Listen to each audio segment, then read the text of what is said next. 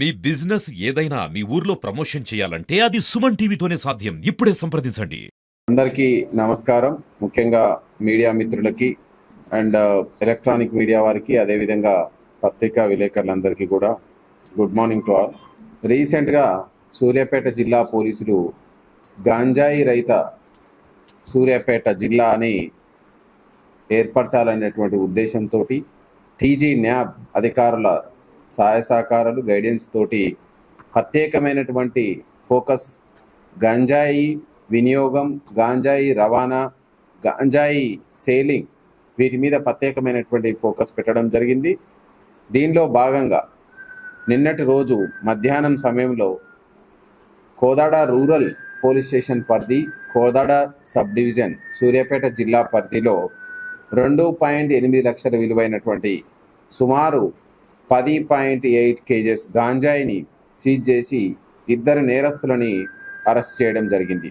ఇందులో వీళ్ళని అప్రహెండ్ చేయడంలో ముఖ్యమైనటువంటి భూమిక CCS Suryapet CI Shiva and SI Harikrishna, అదేవిధంగా Kodad rural CI Rajitha Reddy and Kodad rural SI Anil and Kodad DSP Sridhar Reddy పర్యవేక్షణలో ఈ యొక్క టాస్క్ కంప్లీట్ చేయడం జరిగింది.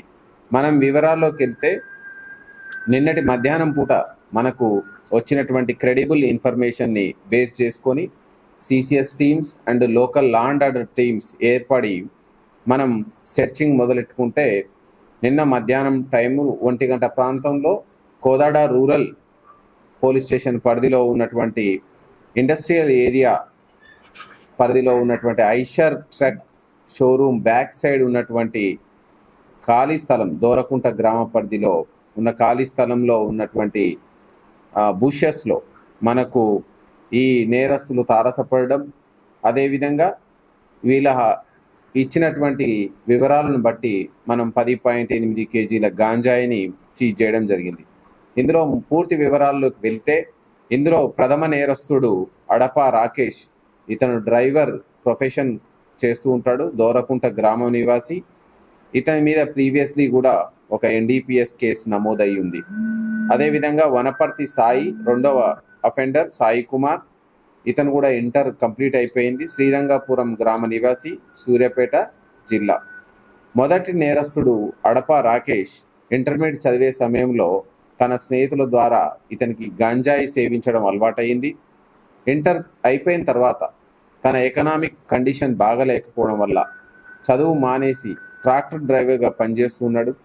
2023 సంవత్సరంలో కోదాడ రూరల్ పరిధిలో ఈ గాంజాయిని సేవించడం, గాంజాయితోటి ఇతను పట్టుబడడం జరిగింది.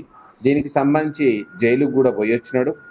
ఇతను తర్వాత ఈ కేసులో కోర్టుకు హాజరవుతున్న సమయంలో ఒక వ్యక్తి ఈ గాంజాయి రిలేటెడ్ విషయంలో పరిచయమై, ఇతను ఒరిస్సా రాష్ట్రంకి చెందినటువంటి వ్యక్తి, ఇతను ఇతనితోటి పరిచయం పెంచుకొని ఇతను ఈ గాంజాయిని మళ్ళీ అలవాటుకు దిగి గాంజాయిని ఎట్లనైనా సేకరించాలి, గాంజాయిని తన వినియోగానికి సేకరించాలి, అమ్ముకోవడానికి సేకరించాలి అనేటువంటి, ఈజీగా డబ్బు సంపాదించడానికి వీలవుతుంది అనేటువంటి ఉద్దేశంతో ఇతను జూన్ 29న ఇతను ఒరిస్సా రాష్ట్రానికి వెళ్ళి, ఒరిస్సా రాష్ట్రంలో ఇక్కడ సూర్యాపేటలో పరిచయమైనటువంటి వ్యక్తి దగ్గర, అతను కూడా ఒరిస్సా రాష్ట్రానికి చెందినవాడు.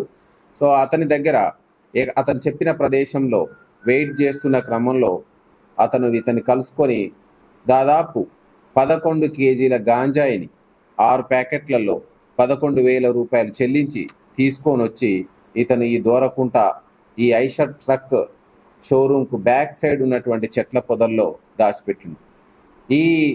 వీళ్ళ అమ్మకు తెలిస్తే, గతంలోనే ఇన్వాల్వ్ అయి ఉన్నాడు కాబట్టి, గాంజాయి అని తెలిస్తే ఇతన్ని తిట్టుతుంది, ఇతన్ని బెదిరిస్తుంది, పోలీసులకు పట్టిస్తుంది అనేటువంటి భయంతో ఆ విలేజ్ అవుట్స్కట్స్లో ఉన్నటువంటి బుషెస్లో దీన్ని స్టోరేజ్ చేయడం జరిగింది. ఇతని దగ్గర కొనడానికి అలవాటు పడినటువంటి వ్యక్తి, రెండవ వ్యక్తి వనపర్తి సాయి అలియాస్ సాయి కుమార్. నిన్నటి రోజు మధ్యాహ్నం ఇతను నాకు గాంజాయి కావాలి అని ఇతని తారసపడ్డప్పుడు ఇతను కూడా ఆ బుషెస్కి వచ్చి వీళ్ళు డిస్పోజ్ చేయడానికి అతను ఒక కేజీ సుమారుగా ఒక 925 గ్రాముల గాంజాయిని ఇతను కమ్మినాడు. మిగతాది అడప రాకేష్ దగ్గర సుమారు 9 కేజీల 900 గ్రాముల గాంజాయిని మనం స్వాధీనం చేసుకోవడం జరిగింది. సుమారు ఈ మొత్తం ప్రాపర్టీ 2,80,000 వరకు ఉంటుంది ఈ గాంజాయి విలువ. అదేవిధంగా వీళ్ళిద్దరి దగ్గర నుంచి మనం క్రైమ్ అవసరం నిమిత్తం, ఇన్వెస్టిగేషన్ అవసరం నిమిత్తం 2 సెల్ ఫోన్లు కూడా సీజ్ చేయడం జరిగింది. ముఖ్యంగా మనం పోలీసు వారి హెచ్చరిక ఏంటంటే, ఆల్రెడీ మనం ఒక స్పెషల్ టాస్క్ పెట్టుకున్నాం. గాంజాయి వినియోగించే వాళ్ళు, గాంజాయి అమ్మేవాళ్ళు, గాంజాయి స్టోరేజ్ చేసేవాళ్ళు, గాంజాయి రవాణా చేసేవాళ్ళు, వీళ్ళ మీద ఏ చిన్న క్వాంటిటీ ఉన్నా వదిలిపెట్టాం.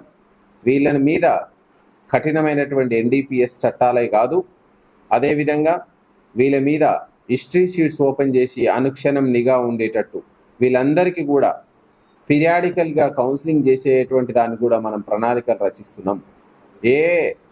ఏ ఒక్కరు కూడా దీని నుంచి తప్పించుకోకుండా ఆర్గనైజ్డ్ క్రైమ్ కింద సెక్షన్స్ని కూడా పెట్టేసి వీళ్ళు అంత ఈజీగా జైళ్ళ నుంచి, న్యాయస్థానాల చట్టాల నుంచి తప్పించుకునే విధంగా మనం ప్రయత్నం చేస్తున్నాం.